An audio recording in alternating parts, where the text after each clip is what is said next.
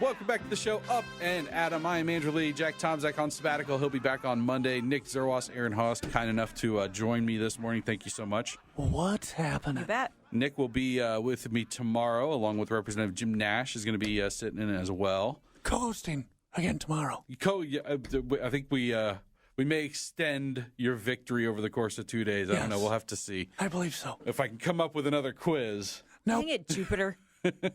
we'll It's do just that the again. Jupiter question. We've been talking all morning about the Hillary Clinton FBI decision. We're going to pump the brakes on that for a little bit because I invited Kurt Rakos in from Skywater Search Partners.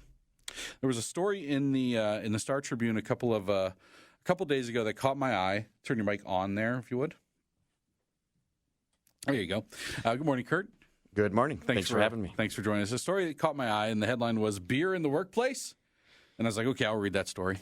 That's enough for me. But it was interesting, and it was about the tightening labor pool and the below-average unemployment that we're seeing in Minnesota, and it's causing companies to have to really get out of the box and offer some unusual incentives to recruit new employees. It starts off talking about how there's a plumbing firm that will pay you $100 per month if you refer them a plumber, and that plumber ends up working there. For every month that plumber is employed with that firm, you, the person that referred him, will get $100 a month. I like that. I like that. Other companies are doing that too. My daughter's company does that. Yeah? Sure. Mm-hmm. Yeah, pretty common. You're seeing a lot, I think over the last probably 7 to 10 years, companies, especially when there's a shortage, are always looking for creative ways to tap into potential hires through the existing network of the employees. Now, how tight is the labor market in Minnesota? Yeah, I think it's extremely tight. In the last 2 to 3 years, we've noticed it. We're in about 4 or 5 different disciplines. So we're in sales, IT, engineering, and accounting and finance. And through the economic recovery, it was interesting to watch how each group, the demand changed for each group. It started with IT, and it's been that way for quite a while. Then it kind of worked its way into accounting and finance, and now across the board in all disciplines, there's a big shortage. And I think the low unemployment rate, which I think in Minnesota is about 3.2, is a big factor. But it's really been that way for a good couple of years. Right. Now, if you were giving advice to maybe a high school age student, a college age student who was starting to think about, what skills I want to develop to be marketable, or maybe someone looking to change careers later in life. I mean, how would somebody go about tapping into these specific industries that are seeing these recruitment challenges where there's a high demand for workers? Yeah, I think you just said it. We were talking about this last week at work. What I'm amazed at is that the amount of money, education, and time that people and the costs associated with extending their career or for their career, and how little effort it seems to be at the end when people will get out of college. And I'm not saying everybody, but a high percentage, and they're then not too sure what to do. And so to answer that question, what I think people should be doing more now than ever, just because of the costs associated with it and the time commitment, is to educate themselves, learn about these industries, and see if those are of interest, and then create opportunities to learn more about these. Because if you want to be in a certain sector and you're graduating from high school, it's going to take you most likely 4 to 5 years of education or internships. And so I'd say learn and understand and see if that makes interest, as opposed to going to college, not have any idea, get through college, and then start thinking, geez, I should explore what's out there. Now what am I going to use my women's studies major for? Right, exactly, and that's kind of what I want to hit on here, is that it's about what I would like more people to think about is not so much, gosh, what do I want to do and what makes me happy. I mean, that's all important stuff, but you need to learn marketable skills. And when you have a situation where there are some very specific industries that are clamoring for more people that have these skills, it just behooves you, as a young worker, as a young student, or someone who, that is looking to change careers. Go out and learn these skills, because what I've found is you can be happy doing just about anything you're doing. It's getting job satisfaction doesn't come from just pursuing the line of work that you dream about doing. It becomes from the satisfaction that you get from being good at something. Yeah, I'd even dial it back a little bit far earlier. I remember talking to my kids when they were young, under 10, and they'd talk about what they'd want to do, and one of my daughters would always say, I love animals, so I should work at Petco or something. And there's nothing wrong with that. And I'd say, well, if you love animals, maybe you could be a veterinarian. But I mean, start thinking about these things way in advance. You can still be passionate about making a difference in a particular area, but at the same point, you can think about the benefits to the career you choose economically and the freedom that provides. So what industries, in your experience with Skywater, and that's what you guys do, you guys are a recruiting firm and you help match workers with jobs and employers with employees. What areas, what industries do you see now and possibly in the future, maybe not on the radar now, where there's going to be this high demand for specific skill sets? So I'll answer it two ways. In regards to the disciplines that we're in, everything seems to be, especially in the IT and the accounting and finance side of things, is based on your education or based on your skill set. So I think in most cases, I had read that, for example, I think 80% of the people that are going back or that have benefited from the recovery are in some area of expertise, specialty, whether it's their degree or their space that they're in. So from that end, we're doing really well. I think overall, from a national perspective, the things I've read and heard is, I put them in three categories. You've got the kind of the engineering side of things, that technicality side of it. You've got the IT side of it. And then it seems to be, I think in the top 10, these three categories are covered, and then also on the medical side of things. So whether it be nursing, physical rehab, physical therapy, and then in-house type of medical needs for the aging population. So, really, again, technology and the medical side of things seems to be a big area that is pretty consistent with growth. When it comes to IT work, that's a broad field, and there's a lot of things you can do underneath that sort of IT umbrella. Is that something that it's feasible to get sort of vocational training for, or is that something that you need to go to college for? I think depending on the area you're looking, it can be on more the VOTech side of it, and it can also be like a computer science type degree in the 4-year typical college. The interesting thing that's going on, I think, in the IT side of it, the demand has always been high, but a lot of the new positions or the fast growth positions are actually new positions where many people don't have experience because the jobs didn't exist. Right. The technology is very new. So I think there was a data scientist. A data scientist is going to be helping large companies, take information and make it more user-friendly for the company and to get to their customers or to get to the people they're trying to reach out. I think with the cloud growing, for example, the security that's tied to that. So many times you could be saying, I want 4 years of that experience, and there may not be more than 2.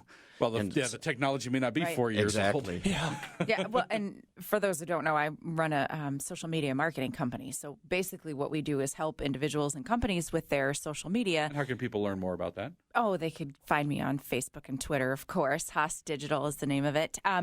But essentially what happens is I find most companies don't know how to do it themselves. Right? Most individuals don't really have the time to do it themselves. But to find somebody with that experience out in the marketplace who can help me with my business is actually rather difficult. I imagine there's other vocations like that as well, where, like they were just saying, there really wasn't a degree. You couldn't even take a class in social media at a college several years ago. So those things are changing, but how are people getting back into that? Suppose they had a degree years ago that was, IT related, but now they want to take this new path down there. How are you seeing that work as far as getting those people hired? I think that's always the challenge, because if you don't have the experience, and that's one of the things I've seen in the last probably 10 years, it seems like the background needed is so specific. And so I think you have to probably, if you're in an organization and you're thinking about trying to revamp a little bit, it's looking at lateral moves internally within your organization or pursuing opportunities within your organization. And are companies paying now for extra training and things like that so you can make those moves? It seems, I think they are. There's always, I think a grouping of the employees where they're trying to kind of see them as future leaders. It seems like there's always an investment in that. And I think the larger the company gets, the more flexibility they have to, reward or to be able to provide those types of things for their employees. Yeah, I think that's smart. I mean, use people that are already there, already contributing, and let them learn new skills, because that's another thing that really contributes to job satisfaction. It's about a lot more than just money. Sure. If you feel valued and if you feel like the company wants to keep you and wants you to learn new skills and wants you to contribute in other ways, you're going to leave work every day feeling pretty good about yourself, Sure. and that matters a lot. Well, and as a business owner, don't discount outsourcing, right? I mean, Exactly. a lot of times outsourcing is a lot cheaper and gets the job done for the time period that you want it done in a much a more inexpensive way and certainly a more effective way. I think also through that, and I totally agree, and we do that in some cases, is you learn about more what you need versus, sometimes there'll be a position or digital marketing, for example, is everybody has to be in digital marketing, but really what does that mean? Mm-hmm. And but hire somebody that's an expert, and you might have that individual with you for a year or two, and then by the year 2.5, 3, you know better what you want, and that consultant probably helped you define that role better as it would be for your organization. Tom in St. Paul has called in. Good morning, Tom. Good morning, everybody. I think, too, just from what I observe, part of the battle is going to be convincing millennials that there's no shame in certain types of professions. And yes, if I could give a very quick anecdote, I'm active in the local amateur comedy circuit, and there's been times where I've provided a ride to this 18-year-old kid who doesn't have a car. And we got to talking about how he's in college for marketing and communications. And I told him, well, the company I work for, they've got people with 20 years experience applying for marketing internships. And I told him about a news story I'd read where there's an 18-year-old kid a year away from graduating a welding program, and he's got $60,000 offers on the table already. Yep. And this kid said, I don't want to do a job like that, And he said, anyway, this is just, kill time until my comedy takes off. So, I would just...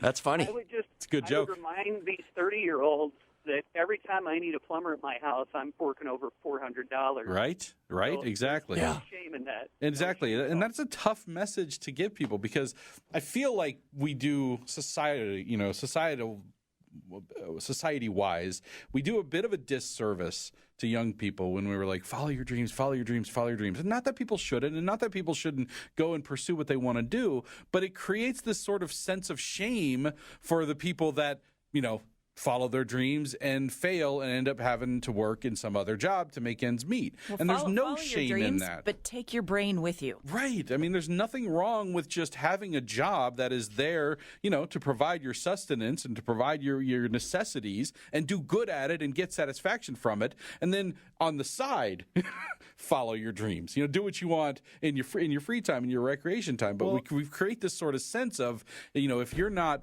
aspiring to be a great artist or be in the movies or whatever it is that your passion is, and if you're not doing that full time, well, you're just not living up to your full potential, and that's just not true. And I feel like we really do a disservice to a lot of people when we hammer that home. I would argue a problem is that many of these. Yeah, I gotta chime in. You're talking millennials. I'm one of those people, but Everybody's looking around. Where's that voice coming from? It's crystal. It did throw me off. But one of the biggest problems that I've seen, especially, is that these kids, they don't have dreams. They have no idea what they want to do. Yeah. So they go to college just because they've That's been what told they to go think to they're college. supposed to do. And they spend all this money. Yeah. A lot of them drop out. I mean, I've probably 7 out of my 10 friends from high school are doing something else now. And so there needs to be a better connection between employers, between jobs out there, right, and to get to these kids when they're 18, not when they're and 20 in debt. There should be a better, more there should be an easier path from high school to the workplace rather than just this vague, amorphous, well, go to college. Yeah, go to college and do what? Yeah, we just had this conversation a week ago. I'm amazed if you'll spend 6 figures on your kids' education. I think it's a combination of, for me it's more natural only because I think I'm in the industry. So I see all these different occupations, these jobs, these careers.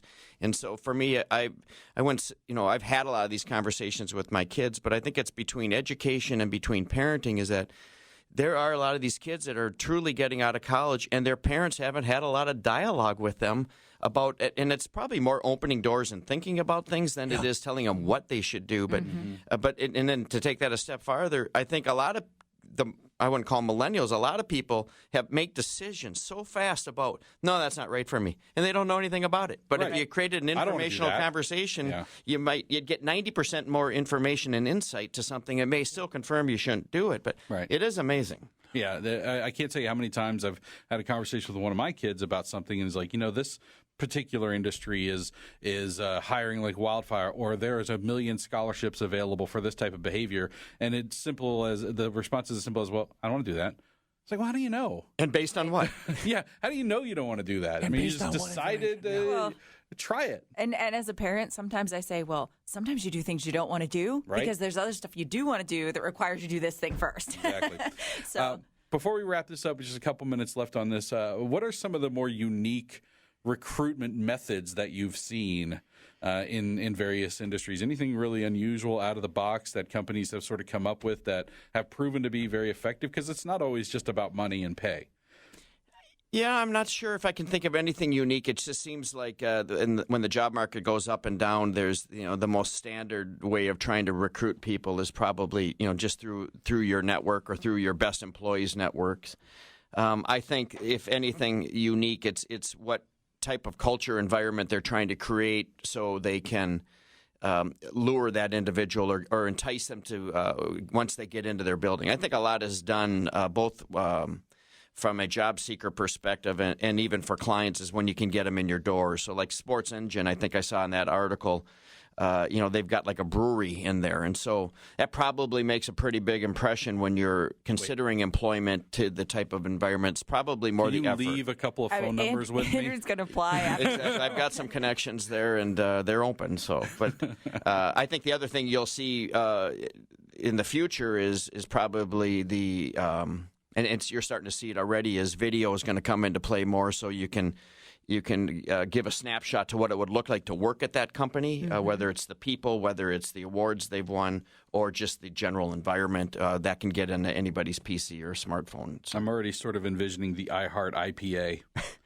that we need to start brewing here to make this place I think work. it makes sense. Yeah, I like it. I think social media is playing a huge role in this now, Yes, not just LinkedIn, but if you catch people on Facebook where they're comfortable while they're in their jammies watching Game of Thrones on Sunday night, and they happen to see in their feed that there's this company they're hiring and they have a brewery in the back, you're catching people where they're comfortable, and they will be more apt to apply, more apt to explore something maybe they wouldn't have before. If I could add one more thing, I think the thing you're seeing with the millennials is that there is really a sense of, if you're at the organization, a sense of pride if you're where you're at, or that's real important. So are you with a good company? Are you with a great reputation? Do you do things beyond just good things for business, but maybe outside of it? And I see it in our employees, is there's a sense of really wanting to be a part of something bigger than just what the company provides. Kurt Rakos from Skywater Search Partners, thank you so much for your time. Thank you so much for having me. Interesting topic, interesting conversation. There's a lot of industries out there and a lot of skill sets that are in very high demand. If you're out there and you're thinking about a career change or you got young kids, really encourage them to learn some of these skills. And it may not be the top of mind thing that they dream of themselves doing, but they could, get to do the things they want to do by learning some very specific skills and finding themselves in very high demand in the marketplace. I'd agree. Open doors. As parents, open doors. Let people see what other people do and give them some insight. Give yourself more choices rather than fewer. Exactly. And then follow the paths that open up more opportunities and open up more roads than fewer. When you make choices that limit yourself in the future, you're really not doing yourself a whole lot of favors. Learn more, go to skywatersearch.com. That's your website. And if I could give one more plug, too, we just had we're on the front page of Upsize magazine, just came out yesterday, just discussing all this whole millennial balance between companies and trying to grow your organization, but also accommodate everything from the millennials to the greater generation employees. Check that out also, please. Very cool. Thank you so much for your time this morning.